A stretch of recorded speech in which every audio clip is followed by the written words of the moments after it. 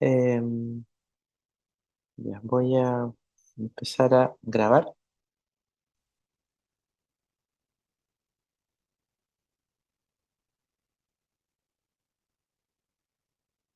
Recording in progress. Creo que ahí está grabando. Ya. ¿Se escucha bien? Sí, profe. Sí, ya. Bueno, vamos a comenzar la unidad de farmacodinámica, ¿ya? Con algunos conceptos de teoría de receptores, que es un poco bien transversal a todos los temas de farmacología, ¿ya? Esto probablemente a cosas que han visto en fisiología o en bioquímica, ¿ya? Entonces, hay algunas cosas que probablemente las podemos pasar más rápido o las podemos comentar, la idea es que ustedes vayan participando en lo que vayamos conversando, ¿ya? Em, bueno, ya con el repaso, ¿cierto?, que nos hizo Ignacio y lo que vamos a terminar de ver en este taller, vamos a concluir con lo que es la farmacocinética, ya que como bien muy decimos, hablamos de los efectos del organismo sobre el fármaco, ¿cierto? Los conceptos de liberación, absorción, distribución o biotransformación, metabolismo y eliminación y todas las variantes que hemos visto, ¿ya? Y ahora vamos a comenzar con lo que es la farmacodinamia, que es básicamente los efectos, ¿ya? Efectos del fármaco sobre el organismo, ¿ya? Por lo tanto, si nos vamos un poco a las definiciones, es importante recordar algunas cosas y que obviamente entremos un poco en materia, ¿ya? Entonces, de las primeras clases, ¿cierto? Cuando hablamos de fármaco como tal, el compuesto farmacológico, ¿cómo nosotros definíamos fármaco? ¿Se acuerdan? Si podemos repasar eso sucintamente. ¿A qué le llamábamos fármaco? ¿Alguien por ahí que quiera participar? A ver, de los que están. Tenemos a Nali, Bárbara, Constanza. Dafne, ¿está por ahí? Sí, profe. Ya, cuéntenos, qué es lo que entiende por fármaco? Fármaco en sí, o sea, yo lo entendí de la manera de que era cualquier sustancia o Ya, elemento ya, que en sí no podría o no tener un efecto farmacológico. ya. O sea, un fármaco puede no tener efecto Y que tenía, farmacológico. claro, ¿Ya? Pero entonces, ¿cómo definimos fármaco? pero tiene un efecto, pero tiene un efecto biológico en sí. Ya. O Claro, sea, eso ¿cierto? es lo que yo como que entendí eso yo. Ya. Claro, o sea, una cosa es el efecto biológico y otra cosa es el fármaco, ¿cierto? ¿Cuál es la diferencia? ¿O cuál es la Claro. precisión ahí?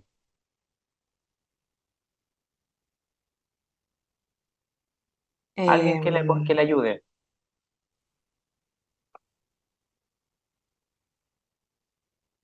A ver, Jeremy, ¿está por ahí?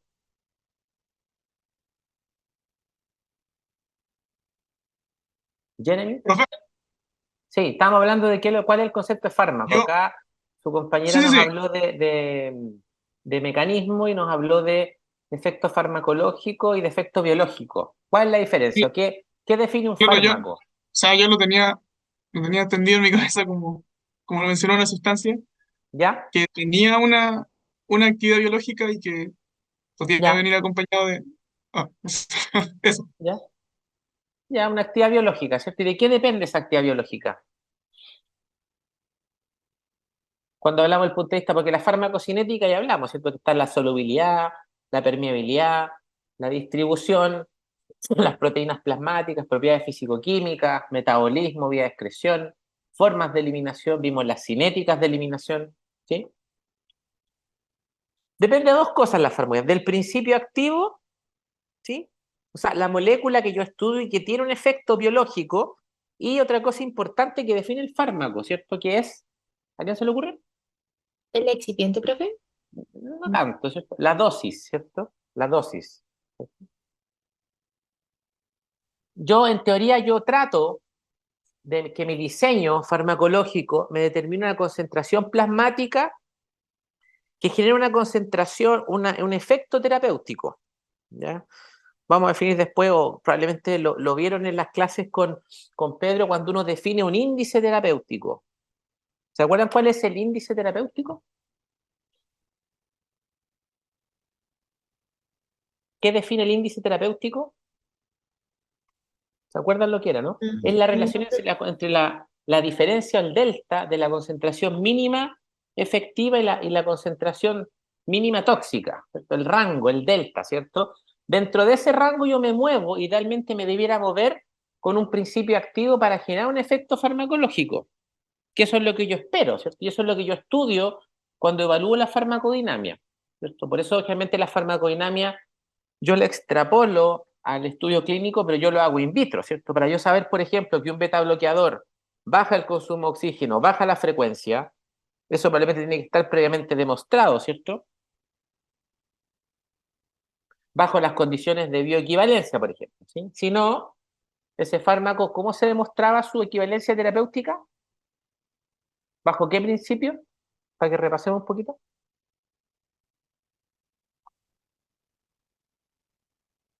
La bioextensión, ¿se acuerdan? ¿Qué es lo que era la bioextensión?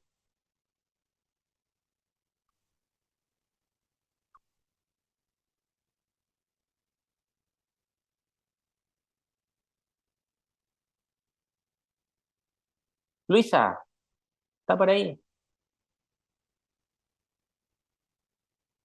Profe, el ¿Qué es índice lo que... farmacológico dijo que era la concentración mínima efectiva menos, es que no vimos eso con el profe Pedro, el índice no me acuerdo. terapéutico no lo vieron? Yo no me acuerdo, no sé si quizás mi compañero se acuerda. ¿No lo vieron? A ver. Vamos a, yo creo que lo vieron, ¿no? Pero,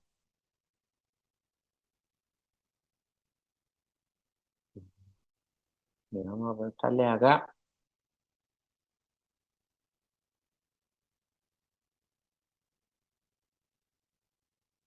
Estoy viendo la curva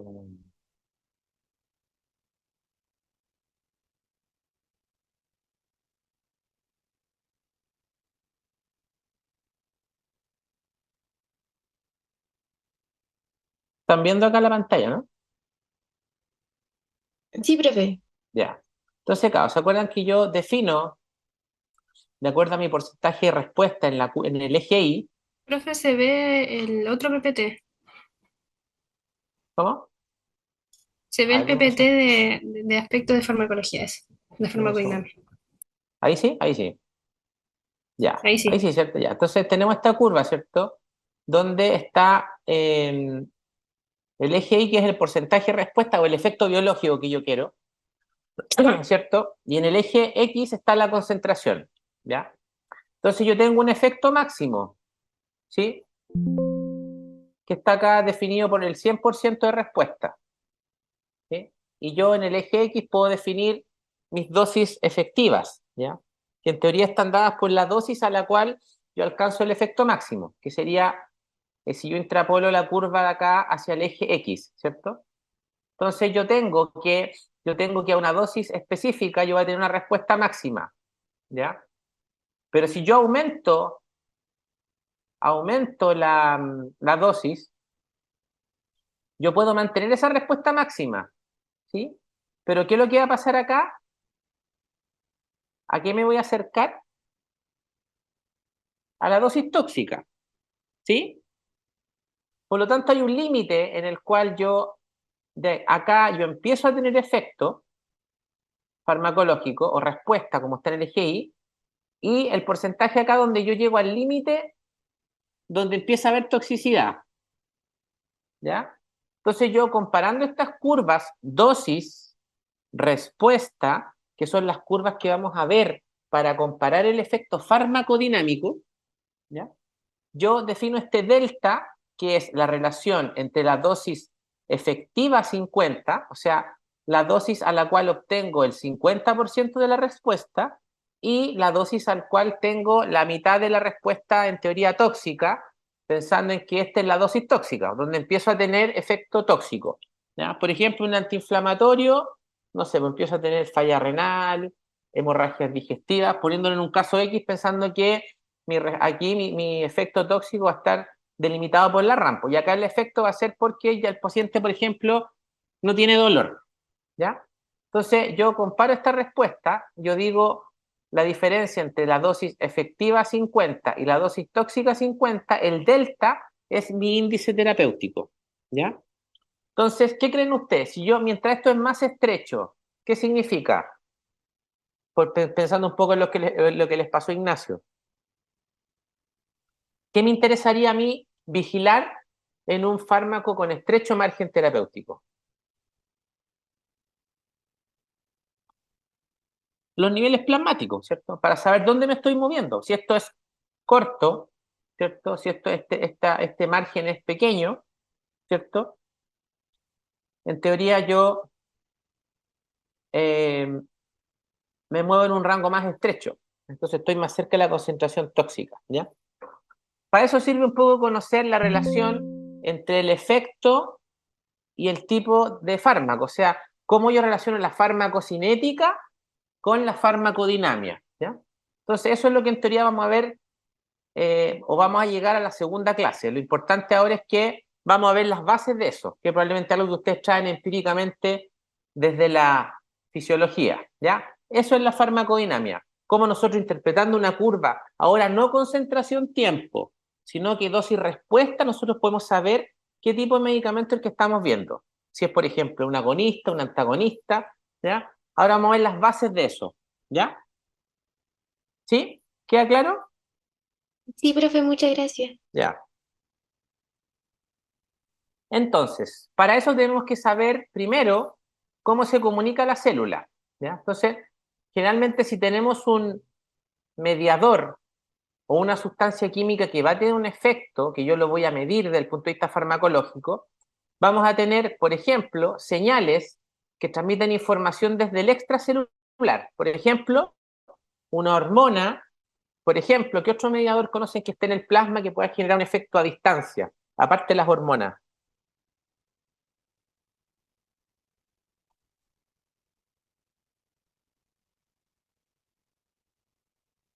Una citoquina, ¿cierto? Un anticuerpo, ¿sí? Entonces, todas esas sustancias que van a generar un efecto por primera vez en un blanco, ¿ya? O que son liberadas a distancia, como señales extracelulares o mensajeros químicos, se llaman primero mensajeros, ¿cierto? Y van a partir de una célula emisora, o van a generar una señal, hacia una señal blanco, que es lo que nosotros vamos a estudiar en la farmacodinamia. ¿Cómo yo evalúo este mecanismo en la célula blanco? ¿Ya? Entonces, obviamente, uno puede, de acuerdo al tipo de célula emisora y al tipo de señal, evaluar el tipo de respuesta. Si tengo una respuesta excitatoria y tengo un efecto en una concentración farmacológica de un mediador conocido, por ejemplo, adrenalina, yo sé que al unirse a su receptor o a sus receptores va a tener cierto efecto, bajo cierto rango. Si tengo más efecto, ¿cierto? Yo digo probablemente este efecto va a ser excitatorio, dependiendo de la vía que se activa. Cuando definamos un agonista, va a tener una respuesta inhibitoria, si actúa, por ejemplo, como un antagonista o moduladora, que no sabemos, digamos, dependiendo de la concentración. Y obviamente, de acuerdo a eso, yo puedo definir, por ejemplo, respuestas rápidas, ¿ya? Por ejemplo, asociadas a señales de sobrevida o a señales de división celular. Por ejemplo, oye, ¿sabe qué? Hay poco ATP. ¿Qué hace la célula? ¡Pum! Se divide. Esa es la señal, el ATP extracelular. O señales en las cuales la célula se va a diferenciar. ¿Qué piensan ustedes? ¿Que las señales de diferenciación son más lentas o son más rápidas de una célula a otra?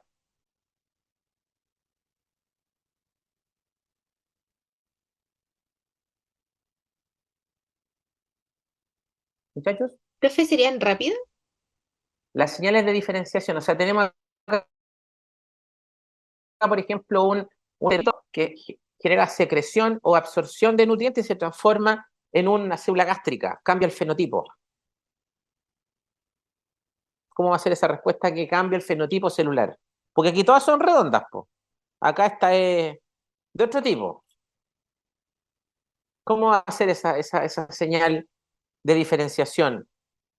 Porque para que una célula se diferencie en otra, tiene que cambiar su fenotipo, y para cambiar su fenotipo, tiene que cambiar su expresión de material genético, ¿cierto? Ah, Entonces la sería respuesta más será más lento. lenta, ¿cierto? Que va a requerir un mecanismo probablemente transcripcional, ¿ya? Entonces, para entender eso, este efecto farmacológico en la célula diana, y para definir un blanco farmacológico tenemos que saber las bases de la respuesta celular, ¿cierto? Entonces, para eso, primero, ¿cierto? Es importante definir lo que nosotros llamamos la interacción fármaco-receptor, ¿ya? Entonces, en la interacción fármaco-receptor hablamos de un mediador químico que puede ser a distancia o paracrino, que va a generar un efecto en un receptor que está en el extracelular, pensando que nuestra célula blanco es esta, ¿ya? Entonces, este primer mensajero, hormona, citoquina, lo que sea, se va a unir a un receptor, ¿cierto? Que está o cercano a la membrana y que, de acuerdo a la cinética de interacción, se une a la membrana o transmembrana, ¿cierto? Que va a generar una respuesta intracelular. Entonces, si yo tengo estas células diana que se comunican entre ellas, ¿cierto? Y yo envío este mensajero a esta célula, ¿cierto? Va a ser el primer mensajero, ¿sí?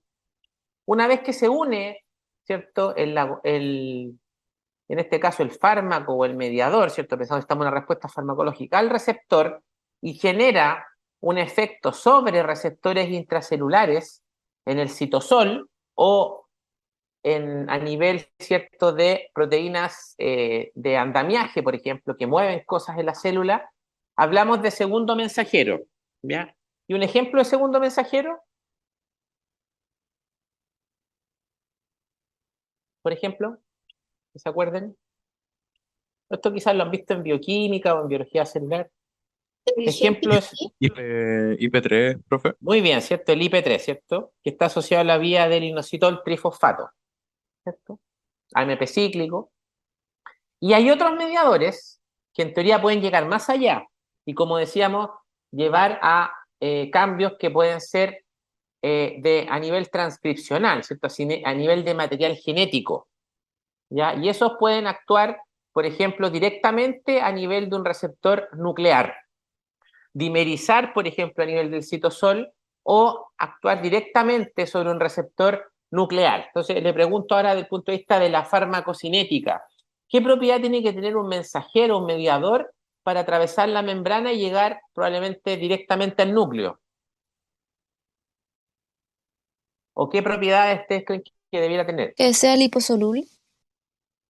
Muy bien, ¿cierto? Tamaño,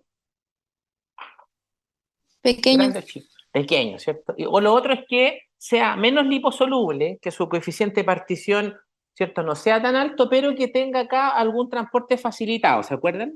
Que el transporte facilitado es, en teoría, puede ser a favor del gradiente o puede ser asociado al gradiente de otro ligando o de otro compuesto, ¿cierto? Como por ejemplo lo que ocurre en el riñón con el cotransporte sodio-glucosa, ¿sí? Que la glucosa aprovecha, ¿cierto?, el gradiente del sodio y no ocupa ATP, porque ese transportador no es dependiente de ATP, ¿sí? Entonces aquí tenemos un ejemplo. Por ejemplo, tenemos que en este caso la M, el primer mensajero, puede ser un beta-agonista, por ejemplo, el salbutamol. El receptor citosólico puede ser cualquier molécula que dimerice con el ácido retinoico, ¿cierto? Que es una proteína intracelular liposoluble. Y un receptor nuclear que puede ser, por ejemplo, el receptor de esteroides, que lo vamos a ver al final como parte de los sistemas de comunicación, ¿ya? Entonces, por eso es importante, esta es como la base de la comunicación, y en este caso, cuando uno habla del tipo de comunicación, se refiere ya sea al tipo de receptor, membrana, citosólico o nuclear, y al tipo de mensajero, ¿ya? Hay algunos mensajeros que pueden cumplir la misma función, que pueden ser primer mensajero o segundo o tercer mensajero, ¿cierto? Como por ejemplo, como el calcio, ¿cierto? Que el calcio puede tener señales nucleares, ¿ya? Eso lo van a ver después cuando vean las clases de neuro con Pedro, ¿cierto? Que es como eh, nuestro experto en calcio, ¿ya? Entonces, ¿cómo partió esto? Lo que se llama la teoría de receptores. En general se empezaron a hacer estudios una vez que ya se conoció todos los eventos farmacocinéticos y sus variaciones en lo que es la farmacología humana, a ver cómo yo, estudiando el receptor, puedo determinar una respuesta farmacológica, o sea, dosis de respuesta, lo que les mostré en la curva, ¿cierto? En el año 30, ¿cierto? Clark relacionó estas curvas dosis-respuesta, que son la base de la farmacodinámica, o sea, esta curva sigmoidea que les mostré, ¿sí?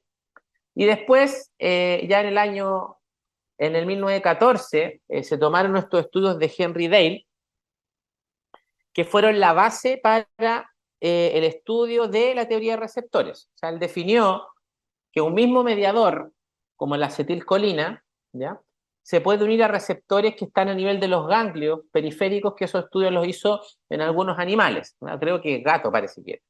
Entonces él vio que un mismo mediador, si yo lo coloco cercano a un ganglio o lo coloco cercano a una célula muscular lisa, me va a generar una respuesta distinta. Entonces, en el ganglio me puede generar liberación, por ejemplo, de otro mediador como norepinefrina, ¿cierto? Pensando en el sistema adrenérgico. Y en el muscarínico, en la musculatura lisa, va a haber contracción de la musculatura lisa. Entonces dijo, bueno, obviamente, si tengo el mismo mediador, pensando en el fundamento, y tengo dos respuestas biológicas distintas, ¿qué es lo que va a ser distinto a una misma concentración?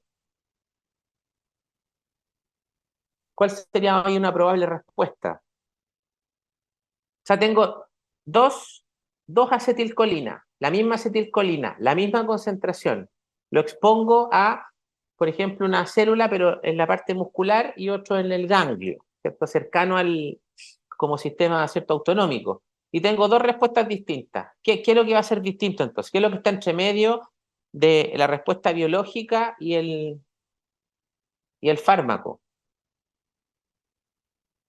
El receptor, pues. Muy bien, pues, ¿cierto? El receptor. Entonces, ahí empezó, dijo, bueno, clonemos estas cosas, pues, agarremos el tejido, tiñamos el tejido, molamos el tejido, hagamos una especie de homogenizado y miremos, ¿cierto?, cuál es la proteína que está ahí, pues, ¿cierto?, si es igual o no. Y ahí se empezó a ver cómo uno podía clonar receptores, ver la estructura proteica, por ejemplo, ¿ya? Así partió. Entonces, después que se vio que uno podía ver distintos subtipos como los receptores acoplados a proteína G, que podían responder más a agonistas tipo alfa y otros agonistas tipo beta, ¿cierto?, o a algunos mediadores específicos como las histaminas, ¿ya?, que son, digamos, de la vía de las aminas, ¿ya? Que eso es lo que se hacía antiguamente. O sea, yo digo, potencialmente mi órgano puede responder frente a una aferencia neural, por ejemplo, nicotínica, en el caso de acá arriba, o a algún agonista alfa y beta. Digo, ya, bueno, veamos cómo, si nosotros conocemos, ¿cierto?, la respuesta, veamos qué tipo de receptor es probable que sea. Si tenemos más respuesta alfa, digo, bueno, probablemente es un receptor que tiene un efecto alfa agonista, y si la respuesta es beta, digo, bueno, puede ser beta agonista o alfa antagonista, ¿cierto? Uno puede medir variables cinéticas dependiendo del comportamiento de la curva. Eso lo vamos a ver la próxima semana, ¿ya? Pero así se comenzó bastante empírico, o sea, viendo casi tipos de respuesta frente a la concentración, por lo que les mostré en la curva inicial, ¿ya? Pero actualmente, claro, las técnicas que se hacen son técnicas genéticas. O sea, yo tomo el receptor, miro la estructura, ¿cierto?, tridimensional o cristaloide, después lo clono, hago un perfil genético, ¿ya? O puede haber, ¿cierto?, que un poco lo que vamos a ver en el paper, que pueden haber receptores que no tengan ligando conocido. O sea, yo sé que hay una respuesta intracelular porque hay un cambio en el segundo mensajero, pero no tengo un agonista, por ejemplo. Se llaman receptores huérfanos, ¿ya? Entonces, obviamente, si estamos hablando de teoría de receptores, ¿cierto?, primero y segundo mensajero, bueno, definamos qué es un receptor. ¿Se le ocurre a ustedes qué es un... ¿Alguien dijo algo acá o no lo vi? Ah, sí, bueno, están hablando de la ventana terapéutica. Ya, entonces, ¿qué es un receptor? Ah, me salió no sé por qué se me animan las cositas. Ya, ahí sí. Si lo alcanzaron a ver, ¿qué sería un receptor?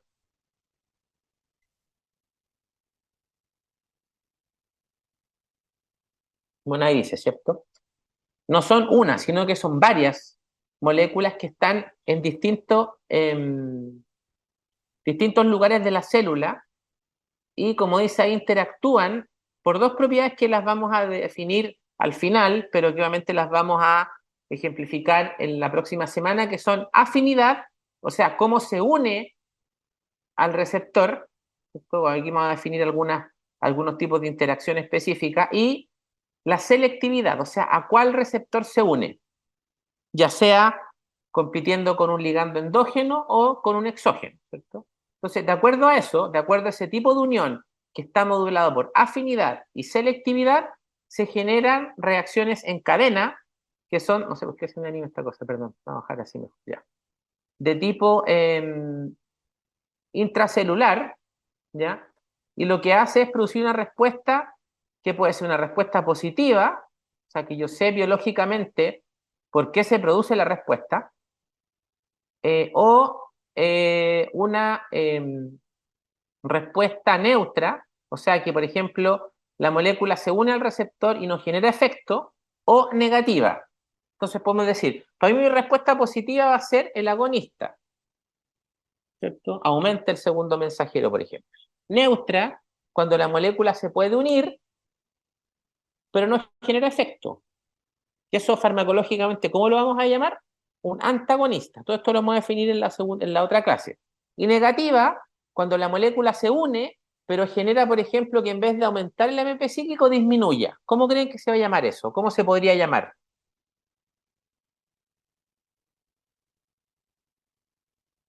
Tenemos entonces agonista, antagonista y ¿cómo será Inhibidor, profe. un Un agonista inhibidor, negativo? profe. Un inhibidor. Claro, puede ser un inhibidor, pero eso es, digamos, en cuanto al término, o un agonista inverso, ¿ya? Entonces, por ejemplo, podemos tener un efecto alfa, como la adrenalina, que puede aumentar, ¿cierto?, la frecuencia cardíaca, aumentar la resistencia, que puede ser positivo. Uno neutro, que puede ser un beta bloqueador, que se une y bloquea el receptor y no hay respuesta intracelular. O un agonismo negativo, que puede bajar la concentración de algunos segundos mensajeros, como el AMP cíclico, que pueden ser, por ejemplo, los antihistamínicos, los bloqueadores del receptor H1, ¿ya? Entonces, bueno, vamos a ver si me resulta la animación. Entonces tenemos receptor, ¿cierto? Interacción fármaco-receptor, la unión, y que en este caso, lo que vamos a definir ya para la próxima clase, que hay ciertas características que van a determinar que de acuerdo a este tipo de interacción vamos a tener o no activación de elementos bioquímicos, que en este caso es la respuesta biológica que vamos a medir, porque puede ser, por ejemplo, aumento de segundos mensajeros o una respuesta farmacológica esperada de acuerdo a alguna variable, frecuencia cardíaca, resistencia vascular, ¿ya? Entonces, en general, esta dinámica, ¿cierto?, de unión fármaco-receptor es la misma que vieron con respecto a las cinéticas de saturación, que pueden ser saturables, ¿cierto?, específicas, por ejemplo, como un comportamiento micaeliano. Pero eso lo vamos a llevar a un número que va a determinar el tipo de unión, ¿ya? Después tenemos la interacción específica, ¿cierto?, que es predecible de acuerdo a la estructura del receptor y al tipo de ligando, y el cambio conformacional, que me va a determinar, por ejemplo, cuando hablemos de un receptor acoplado a proteína G, que lo que va a aumentar, por ejemplo, es el AMP cíclico, ¿cierto? ¿Conocen los receptores acoplados a proteína G, cierto? Lo han visto en sus clases, o lo vieron en sus clases de bioquímica, por ejemplo, ¿no? Sí, profe, pero hay que repasarlo. Al menos Ya, de una a eso vez. vamos, ¿ya? Entonces, tenemos que en este caso, esta unión fármaco-receptor, primero es un proceso dinámico. O sea, va a depender, obviamente uno lo estudia en condiciones de modelo, ya sea animal o en células, pero es un proceso dinámico, porque al igual que los principios de la farmacocinética, los principios de la farmacodinámica también cambian, dependiendo de, tenemos un proceso patológico, ¿ya? Por ejemplo, si por alguna enfermedad que me altere la población de receptores, por ejemplo, se sabe que la insuficiencia cardíaca, la exposición crónica a agonistas adrenérgicos baja el número de receptores, ¿ya? Entonces, eso es uno. Segundo, es reversible, ¿ya? Las uniones covalentes son como el 30%, pero la mayoría son reversibles, ¿ya? Es específico, que quiere decir que pequeños cambios en la estructura del fármaco pueden dar lugar a cambios del efecto, y de ahí que el estudio de la estructura de la relación fármaco-receptor sea sumamente importante en la farmacodinámica. Vamos a ver algunos ejemplos en la segunda clase. Y lo otro, que en general la mayoría de las uniones son ya sea covalentes, quiere decir que una vez que se une hay un proceso de cambio conformacional que permita que se unan al sitio activo, y otras que son no covalentes, ¿ya? Entonces hay distintos tipos de unión que en general pueden determinar la fuerza de la unión y que van a depender obviamente del tipo de grupo químico que tenga el fármaco, ¿cierto? Por ejemplo, pueden haber moléculas cargadas. Entonces, ¿se acuerdan que esas moléculas cargadas pueden pasar por qué estructura? ¿Por qué estructura se pueden pasar? Por un canal iónico, ¿cierto? Entonces, una forma de que estas moléculas cargadas generen efecto, se unan al receptor, es por carga, po. Si el fármaco tiene carga positiva, lo que va a tender el receptor a unir es si tiene una superficie, por ejemplo, con cargas negativas, o se unen. Después, hay puentes de atracción que son puentes de hidrógeno que se pueden formar con moléculas cargadas con oxígeno y nitrógeno. Por ejemplo, un grupo carboxilo y un grupo amino. ¿Se acuerdan qué moléculas tienen en su misma estructura una molécula carboxila y una molécula amina?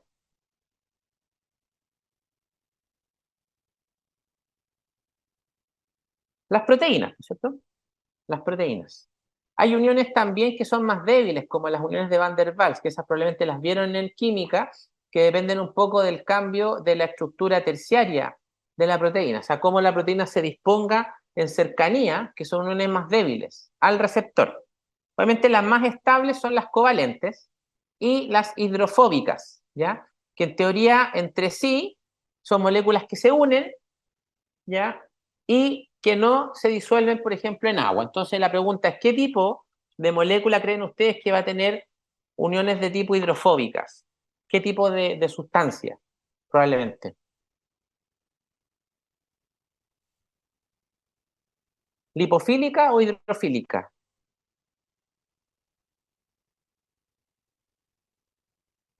Las lipofílicas se van a unir entre ellas. Lipofílica, ¿cierto? Claro, entonces van a tener uniones hidrofóbicas hacia afuera, para generar una especie como de núcleo, ¿cierto? Como una Entonces, micela. puede ser una micela, es una forma, ¿cierto? En el caso de algunas estructuras que se absorben a nivel intestinal o que pueden, algunas lipoproteínas en el plasma, ¿cierto? Pero en teoría ese efecto puede estar asociado a cambios en la concentración de lípidos, ¿cierto? Y estas propiedades, ¿cierto? Van a definir, como decíamos, la afinidad, ¿cierto? O sea, la unión al receptor y la actividad intrínseca, que es el efecto intracelular que genera la unión fármaco-receptor, ¿ya? Hay algunos fármacos que tienen actividad intrínseca, perdón, algunas uniones fármaco-receptor, otros que no, ¿cierto? Ya, entonces vamos a ir en lo que vamos, yo creo que, si me dejan, son las 8:15, si no, me puedo pasar unos 10 minutos, yo creo, y el resto lo vemos en la próxima semana, ¿ya? Con respecto a los canales iónicos, ¿ya? Que eso probablemente algo vimos en la primera parte de absorción, ¿ya? En general podemos tener distintos tipos de canales, pero los dos subtipos más importantes son aquellos que son activados por ligando, ¿ya? Que pueden estar, por ejemplo, acoplados a una proteína G o a una subunidad G, que puede ser estimuladora o inhibitoria. Y la otra gran proporción son aquellos que son dependientes del potencial de membrana. O sea, cambia el potencial de membrana y se produce el movimiento de la molécula con carga, o sea, del ion, ¿ya? Por ejemplo, los canales de calcio, ¿cierto? Entonces, en general, los principios que definen el movimiento frente a un canal iónico son aquellos que determinan la difusión. O sea, en teoría, frente a algún estímulo, se abre, ¿cierto?, el canal y permite que aumente la conductancia del ion, ya sea un catión o un anión, ¿cierto? Generalmente estas respuestas son respuestas rápidas, estamos hablando del orden de los milisegundos, y generalmente como son respuestas rápidas, los efectores intracelulares son generalmente movimientos de carga. O sea, no hay un efector, una molécula, ¿cierto?, un segundo mensajero proteico que me lleve la información, sino que produce una respuesta. Entra, por ejemplo, sodio, sale calcio, ya, en la célula se contrae. Entra sodio, se depolariza, se abre un canal de potasio, sale el potasio. ¿Qué le pasa a la célula cuando sale el potasio? ¿Se despolariza o se hiperpolariza? Se hiperpolariza. Muy bien, pues cierto, se hace más negativo. ¿Ya? Entonces, ¿cuál es la forma en que se presentan estos canales? Tienen varias subunidades. El poro está formado por algunas subunidades, la porción intracelular y la porción extracelular, que es el sitio de fijación al ligando. ¿Ya? Entonces, estos son un tipo de receptor. ¿Ya? De las familias, bueno, dependiendo de la estructura, ¿cierto? Tenemos algunos que tienen cinco, digamos, subunidades transmembrana, como los que están a nivel del sistema nervioso central, y los nicotínicos, ¿ya? Algunos que tienen 4, como en los receptores AMPA, MDA y los kainato, que los van a ver en las clases de sistema nervioso central, pero que tienen que ver principalmente con cambios en el potencial excitatorio del cerebro, y algunos triméricos que son más raros, como los purinérgicos, que están, ¿cierto?, a nivel de la vasculatura lisa, a nivel del pulmón, que generan cambios también en el tono vascular. ¿Ya? Un ejemplo de estos son, por ejemplo, el receptor para benzodiazepinas y obviamente los bloqueadores de canales de calcio, que están asociados a un canal iónico, ¿cierto? En el caso de las benzodiazepinas, ¿cierto?, los agonistas, que son principalmente mediados por GABA, lo que hacen es determinan que en este canal aumente la conductancia al cloro, ¿ya? Que es lo que está acá. Entonces, tenemos el ligando, ¿cierto? Obviamente hay otros más que pueden ser como las mismas benzoazepinas, no sé, por aquí tenemos como ejemplo el lorazepam, pero lo que ocurre es que al unirse el agonista aumenta, en este caso, la conductancia al cloro. Entonces, la pregunta es, si aumenta la conductancia al cloro, ¿qué va a pasar con el potencial de membrana? ¿Qué creen ustedes? ¿Se va a ser más positivo, más negativo? Si entra cloro. ¿Se hace más negativo? Claro, entonces generalmente son potenciales inhibitorios, ¿ya? Entonces, cuando uno los estudia, ¿cierto? Uno lo que ve es, dice, bueno, en teoría tenemos el cambio de potencial, ¿ya? Y obviamente cuando yo agrego, ¿cierto?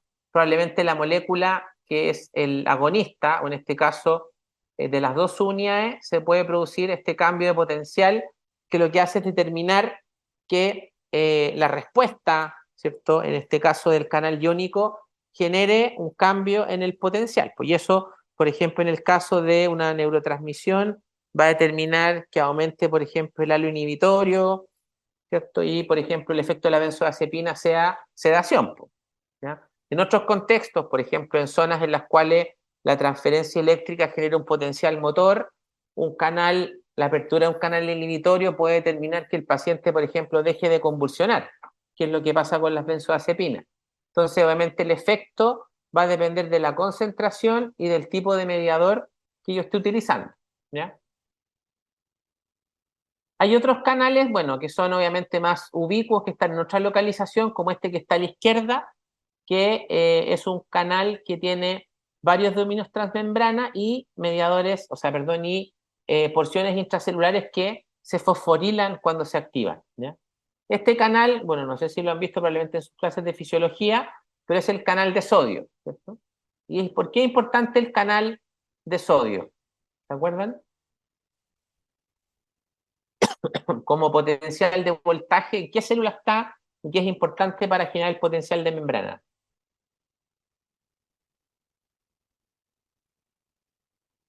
En el corazón, ¿cierto? ¿Se acuerdan que el potencial se gatilla cuando se abren los canales de sodio?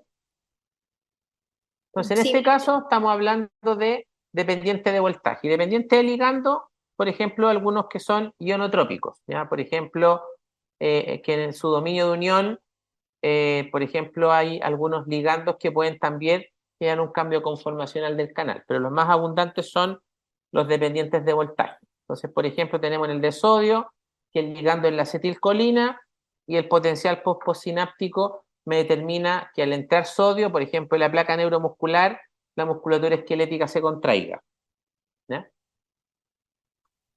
De los acoplados a proteína G, yo creo que aquí vamos a ir terminando para respetar la hora, con los receptores acoplados a proteína G. Ya de ahí seguimos con los otros en la próxima clase y terminamos con las curvas de agonismo-antagonismo. Entonces, lo importante como repaso, ¿cierto? Que estos quizás los vieron en sus clases de fisiología, se caracterizan por tres subunidades, la alfa y la beta gamma, ¿cierto? Que hacen un dímero. Y estas están ancladas a dominios lipídicos que pasan la membrana 7 veces. Tengo 7 dominios transmembrana, ¿cierto? Entonces tenemos una porción extracelular que une el ligando, 7 dominios transmembrana y las 3 subunidades intracelulares que son las efectoras, la alfa y la beta gamma. Entonces, ¿cuál es el movimiento que ocurre cuando la subunidad alfa, ¿cierto? Responde a una concentración de un agonista, intercambia el GDP por GTP. Y eso hace que esta subunidad asociada a esta proteína G pequeña se va a disociar del receptor beta gamma y ese complejo interactúa con el blanco intracelular, que es el que genera la respuesta efectora. ¿Se acuerdan de esto de la cinética del receptor acoplado a proteína G? ¿O lo recuerdan más o menos? Aquí estamos.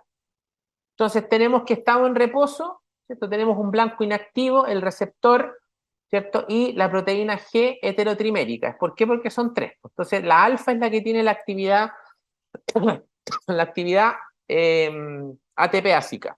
¿Ya? Entonces cuando ocurre la unión del receptor al agonista, cambia la actividad GDP por GTP y eso hace que se separe del complejo, ¿no? Y la actividad GTP-ácica o esta proteína G va a generar una respuesta activa en el blanco farmacológico, en este caso, por ejemplo, activando la adenilato ciclasa y aumentando el AMP cíclico o el segundo mensajero, y la beta gamma puede actuar en otra diana, por ejemplo, un canal iónico. ¿Ya? Una vez que se produce el efecto, esta molécula pierde su actividad, ¿cierto? Principalmente puede ser por fosforilación, y vuelve al estado inactivo que es unido a GDP o a, digamos, a una molécula con 2 moléculas de fósforo, por llamarlo así. ¿Ya?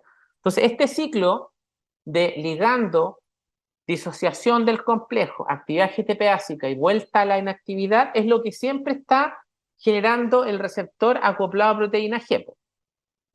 Y en teoría la actividad GTP-ácica es la que determina la cinética del receptor. ¿Ya? ¿Se acuerdan de esto? ¿O lo recuerdan levemente de sus clases de bioquímica? Sí, profe, ¿Sí? más o menos. ¿Más o menos? ¿Más o menos bien? ¿Más o menos mal? Ya.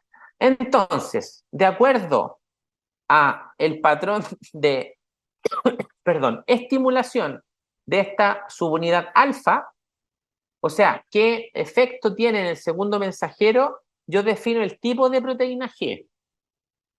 ¿Ya? Eso es lo que está en esta tabla. Entonces, la subunidad alfa S, que está generalmente asociado a la mayoría de las aminas, o sea, catecolamina, histamina, serotonina, lo que hace es estimular la adenilato ciclasa, y al estimular la adenilato ciclasa aumenta el AMP cíclico, que es la mitad casi de la actividad GTP-ácica. ¿Ya? Y en general hay algunos efectos patológicos que se pueden exacerbar. Por ejemplo, no sé si ustedes recuerdan lo que producía la toxina del cólera. Ay, sí, profe, producía algo a nivel de del GM. Ay, sí, Ya, pero producía alta clínicamente, presión. ¿qué pasaba con el cólera? ¿Qué hacía? Una diarrea secretora por cloro. Eso, ¿cierto? Claro. Entonces, ¿cómo se explicaba? Es porque la toxina bloquea, ¿cierto? La actividad GTP-ácica, entonces no puede volver a su estado GDP. Por lo tanto, sigue produciendo AMP cíclico en forma exagerada, y ese aumento AMP cíclico va a estimular la proteína quinasa, ya sea proteína quinasa A, y va a mantener fosforilado el canal de cloruro. Entonces, el canal de cloruro sigue abierto y sigue saliendo cloro, sigue saliendo flujo y sigue saliendo diarrea. Esto, en teoría, secreción gastrointestinal. ¿Cuándo se para la diarrea? Pensando es que la modificación que produce la toxina es una ribosilación en ADP, o sea, es una modificación covalente. ¿Cuándo creen ustedes que se acaba eso? Porque la diarrea del cólera mató gente, ¿cierto? Ustedes no sé si lo tuvieron en sus clases de o medicina o algo de salud pública, cuando en algún momento les van a hablar, murió gente con esta epidemia, por la diarrea, el año 90, 91. Yo estaba chico, ustedes ni nacían probablemente, ¿no? ¿Hasta cuándo va a durar esa actividad? Probablemente, si es una unión covalente. Hasta que se muere el enterocito, 7 días. Pues por eso la diarrea duraba 7 días, pues, hasta que se producía la pérdida del enterocito, seguía la modificación. Tenemos otra proteína que es al revés, pues GI, que exclusivamente está asociada a los opiáceos, a los receptores de cannabinoides, que al revés, pues, inhibe la N-acetociclasa, por eso se llama GI inhibitoria, disminuye el AMP cíclico. Entonces esto, por ejemplo, hace que hay algunos mediadores farmacológicos como la toxina, ¿cierto? Pertusis, que lo que hace es evitar la disociación del complejo alfa-beta-gamma. Entonces no puede actuar y no puede aumentar el AMP cíclico, ¿cierto? Porque está el complejo junto, no se puede generar su actividad ATPásica, ¿cierto? Por lo tanto, frente a una estimulación basal, el AMP cíclico cae, ¿ya? Hay otras que generan un efecto que va a depender de la actividad solo de la beta-gamma, que es la G0, que en teoría no tiene efecto GTPásico demostrado, que hay algunos efectos a nivel central que se pueden explicar este efecto, pero es más rara. Y la GQ, que es la otra, que está principalmente asociada a péptidos y prostanoides, principalmente a nivel de la musculatura lisa, que lo que activa es la vía de la fosfolipasa C. ¿Se acuerdan que la fosfolipasa C va por otro lado? Que aumenta la vía inositol trifosfato y diacilglicerol. Y eso lo que hace es aumentar, ¿qué segundo mensajero? ¿O tercer mensajero? ¿Cuál es la vía final? IP3, diacilglicerol y... ¿en qué termina eso? ¿Un ¿Se calcio? acuerdan? Calcio, muy bien, ¿cierto? Bueno, y la otra que es para todos, que en teoría son activaciones por fosforilación, pues que va a depender de la proteína quinasa que se activa. Bueno, así que el segundo mensajero, ya sea AMP cíclico, activa la PKSUA, ¿cierto? La proteína quinasa A, y por ejemplo el GMP cíclico, la PKG, pero lo que hacen las proteínas quinasas, ¿qué es lo que es? ¿Cuál es el mecanismo de activación? ¿Cómo activan un canal? ¿O cómo activan, como dice ahí, algunos efectos que pueden ser a más alto, me refiero arriba arriba, en canales? ¿Qué es lo que hacen las proteínas quinasas? Fosforilan, ¿cierto? Entonces se activan por segundos mensajeros, ¿ya? Entonces con este terminamos.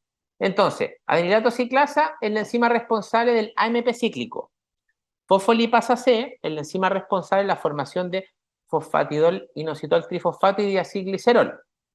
Pueden haber canales iónicos, ¿cierto?, que pueden estar activados por fosforilación, ya sea canales de calcio y de potasio. Por ejemplo, en el caso de los beta-agonistas, su efecto rápido va a depender de la fosforilación de canales de potasio. Entonces, se abre el canal de potasio, la célula se hiperpolariza.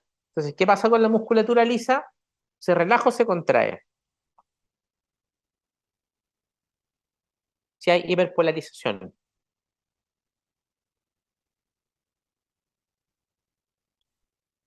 Se relaja, ¿cierto?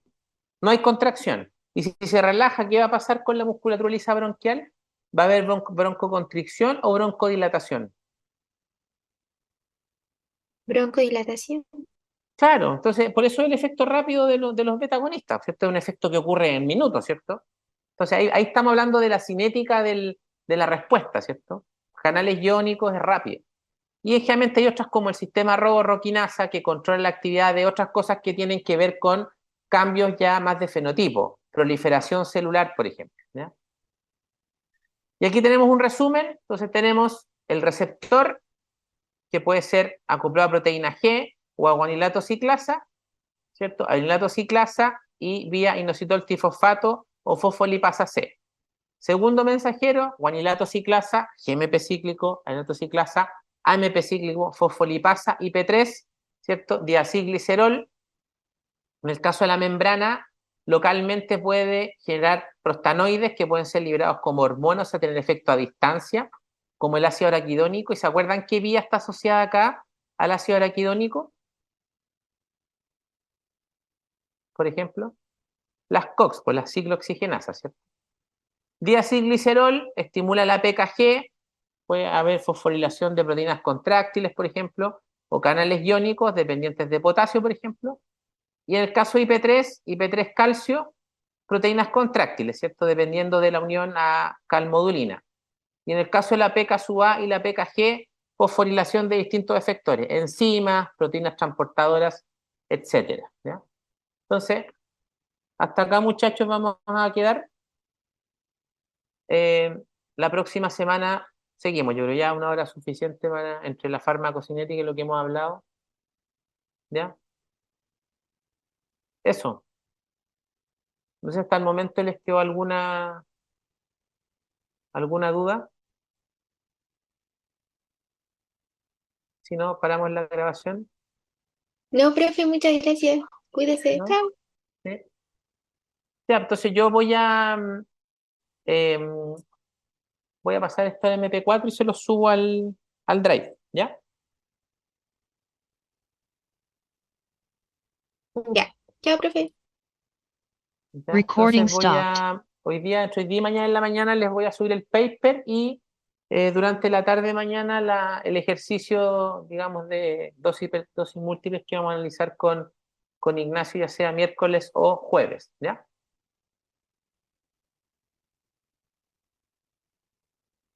Eso, ¿Profe? Ya, ¿sí? profe, gracias. Hasta dónde entra en la Una, prueba me estaban preguntando, ¿no? ¿Aló? Alguien preguntó hasta dónde entra en la prueba. Idealmente, claro, entra todo farmacocinética y parte de farmacodinamia. Yo creo que depende un poco el nivel de avance que tengamos en los talleres, ¿no? Pero probablemente yo creo que por lo menos toda la parte general de farmacodinamia va a ingresar, pues, ya la parte ya como más específica o alguna cosa que veamos en los talleres probablemente no va a ingresar. Pues yo les voy a decir la próxima clase más o menos hasta cuándo alcancemos a repasar de materia, pero en teoría sería toda la parte general, toda la farmacocinética, ¿cierto? Los talleres de absorción, ¿cierto? Lo que vimos de algunos ejercicios de cinética y probablemente, ¿cierto? Hasta el taller, digamos, eh, de esta semana, yo creo, que serían los conceptos generales de farmacodinamia y lo que veamos de lo que alcancemos a ver de teoría de receptores hasta el lunes, yo creo. De ahí ya con eso lo otro ya es más difícil ya porque estamos muy cerca del control. Pero la idea es que ustedes creo que la próxima semana, no, la subsiguiente tienen semana de descanso, ¿no? La del 18. Sí, profe. Ya. Bueno, en teoría la próxima semana, el día 11 no deberíamos tener problemas para conectarnos online, ¿no? Yo creo. Sí, ¿no? O alguien tiene algún problema ese día, no creo, ¿no? ¿Cuándo? ¿La semana de receso? No, no, pero la semana que viene, el día lunes 11. Esa no es semana de receso. Ah, no. Ya, ya. Bueno, ahí cualquier cosa que exponga la universidad estaremos atentos, ¿ya? Eso. profe, Dígame. yo quería consultar que al inicio habló de la bioextensión, creo que dijo, en Sí, relación a la sí, bioequivalencia. Eso no, sí. ¿a qué se refiere? Al menos yo no lo recordaba. No, La porque bi- cuando tengo una molécula, ¿cierto? Por ejemplo, en la cual yo tengo el estudio estándar, por ejemplo, el de fase 3 cuando yo comparé la eficacia frente a un gol estándar, ¿ya? Y yo quiero introducir esa molécula en el comercio, o sea, en un país nuevo, se tiene que someter a la entidad regulatoria. La entidad regulatoria puede decir, bueno, si usted me está trayendo un paracetamol de la India, yo quiero saber si su paracetamol por ejemplo, es bioequivalente con el estándar, por ejemplo, ¿ya? Entonces uno debiera hacer un estudio de bioequivalencia, ¿cierto? Para demostrar eso, ¿cierto? El área bajo, comparar el área bajo la curva y la concentración máxima, por lo que vieron con Pedro, ¿cierto? ¿Hasta ahí vamos bien? Sí, sí, profe. Ya. Entonces hay características de la molécula, por ejemplo, porcentaje, liposolubilidad, grado de solubilidad, ¿cierto? Algunas otras cosas más químicas, bueno, no manejo en el detalle, digamos, en las cuales uno puede, en teoría, decir, bueno, si yo tengo una molécula que yo asumo que tiene la mayoría de las características farmacocinéticas, obviamente aportadas por una entidad regulatoria o por el laboratorio, que son muy comparables al estándar, y además, de acuerdo a eso, yo asumo que puedo tener una equivalencia terapéutica, porque el principio activo es el mismo. Yo puedo, en este caso, saltarme el estudio de equivalencia y decir, este fármaco yo lo someto a bioextensión. O sea, no hago el estudio de bioequivalencia, ¿ya? Eso está normado, ¿ya? Ah, ya, profe. Eso, Muchas gracias. ya. Ya, pues muchachos, que estén muy bien, descansen y atento Bueno, en teoría la plataforma ya está activa, así que cualquier cosa nos comunicamos por ahí, ¿ya? Eso. Así que ahí les voy a subir el material del taller. ¿Ya?